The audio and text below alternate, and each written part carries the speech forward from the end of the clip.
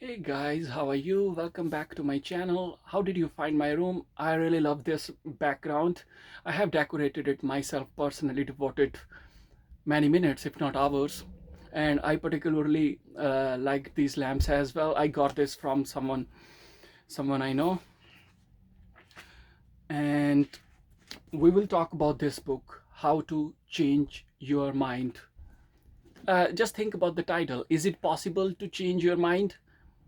I think that temporarily it is possible to change your mind for some period of time. For example, if you consume alcohol or weed or some other substances, then you can alter your perception for a limited period of time, but you can't change your mind permanently.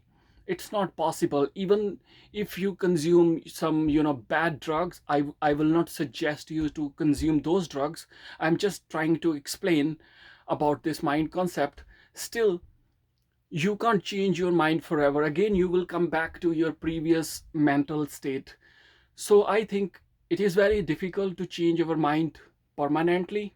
And why should we change our mind when we have a good mind from given by nature? We should respect this mind and try not to alter it. But science, it says that in terms of psychedelics, they say that when you consume psychedelics, you lose your current mental state, you lose your current consciousness. Consciousness means whatever I am experiencing right now at my subjective level. So I will lose this everything in a minute, or after consuming that substance. And then I try to see the world from a different consciousness, which is not my consciousness, because I am alienated from that consciousness. So in that way, I see the world from a different image. And that makes this science very interesting about psychedelics. So what happens when people consume psychedelics in a controlled research environment?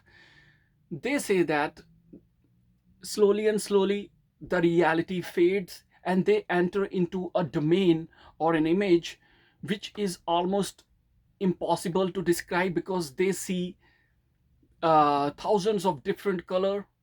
They see weird patterns which is not in the mathematics, and they see the cosmos, they see the stars, the formation of stars, the beginning of universe.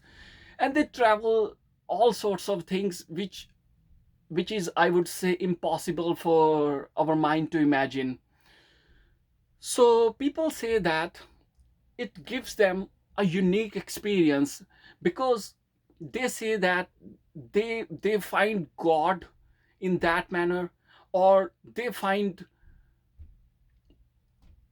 some kind of guidance which helps them to make certain decisions in their life later on when they come back to their original state.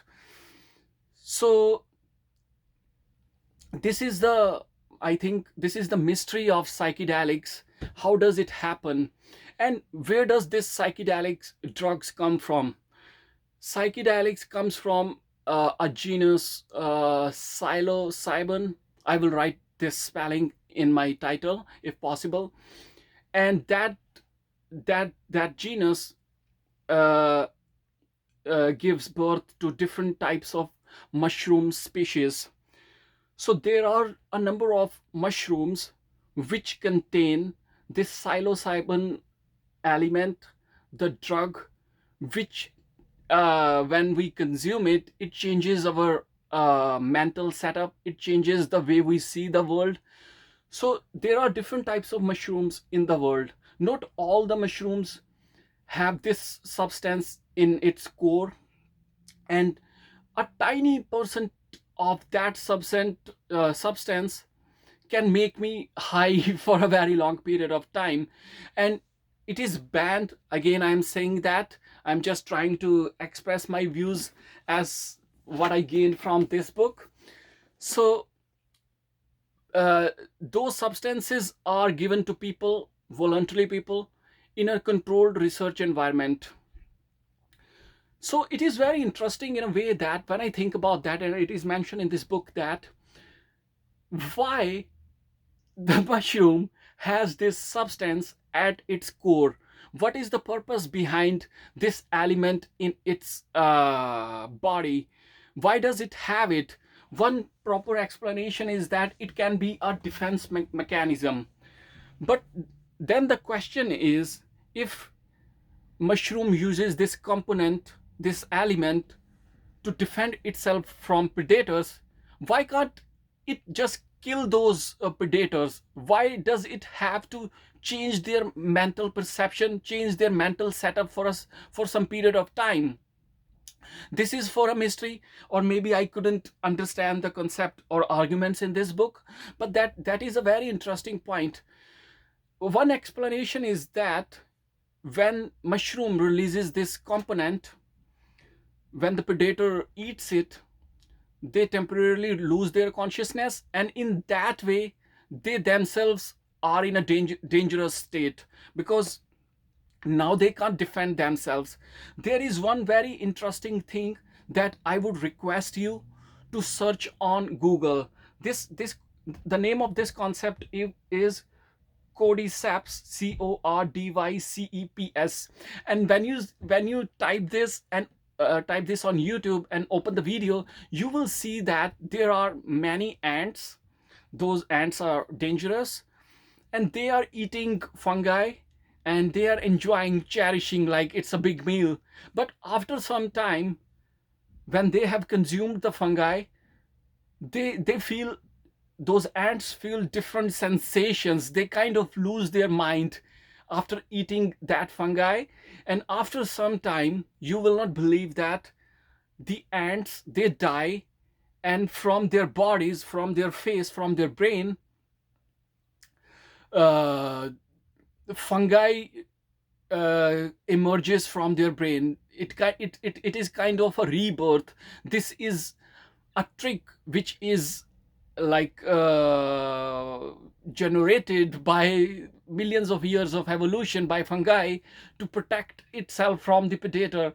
So when I watched that video, I felt very, shocked, like what's happening. And it was so scary that I couldn't believe my eyes. Like, the level of evolution has been like so tremendous, that which is, I would say, beyond any description. So much is going on at an evolutionary stage, and we are the product of evolution, and we are the best species so far.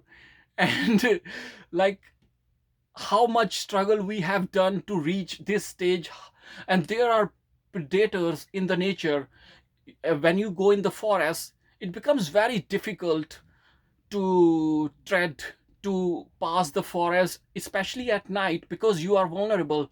But still, man has emerged successful despite having all these difficulties, all these dangerous situations.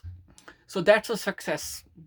So I just got digressed. Let's get back to the conversation. And then, when people consume psychedelics, they experience that mystical experience which is mentioned in the literature in antiquity. So normally it is called a trip, because it's kind of a trip. People travel into the space, and they are having all those sensations and images in their mind. Sometimes they are at a danger, and then it becomes a bad trip. And it is advisable that when people consume psychedelics, they should, it's illegal. Like, previously, it is only given in a researched, controlled environment. And sometimes if people are outside, then they might die as well, because they have lost their consciousness and they don't know what they are doing. So that is one risk, and that's why it is called bad trip. I think. And there, I find the chronology a little bit difficult, because sometimes author goes back into the previous time period to clear certain points, and sometimes he comes back. Sometimes he's talking about some middle period, about 1980s or 90s, and then he goes back into 1950s and 60s, and then he comes back to 2006 and 7. I sometimes find it a little bit difficult. Otherwise, really, really, really enjoyable read. Highly recommended.